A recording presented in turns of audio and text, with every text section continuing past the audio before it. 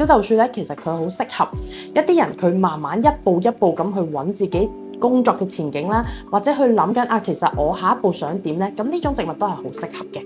其實咧，我好建議呢種樹放喺客廳，因為佢有聚人氣嘅能力，所以佢可以幫你吸引客源啦，或者吸引人緣嘅。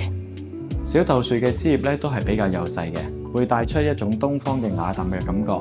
尤其係當佢仲喺年幼細棵嘅時候，就會有一種慵懶寫意嘅感覺。放喺屋企細小嘅家居入邊，都唔會覺得局促，反而大地色系嘅日本家居帶嚟一啲鮮色嘅點綴。無論係仿照傳統和式嘅設計，定係明治大正時代嘅嗰種和洋折衷，或者係現代日式無印風，小豆樹都同日系嘅美學係好配搭㗎。佢同怕醜素啦，其實都係同一科嘅植物嚟嘅。咁如果你擺一個陰暗嘅位置咧，佢就會好似瞓咗覺咁收埋晒啲葉嘅。養得好嘅客人咧，佢一年差唔多係高1米左右嘅。擺喺室外暴曬，佢會生得好快，生得好健康。又或者如果咧你會有一啲相對比較明亮少少嘅光源咧，亦都可以俾佢做到光合作用，佢都可以健康咁去成長咯。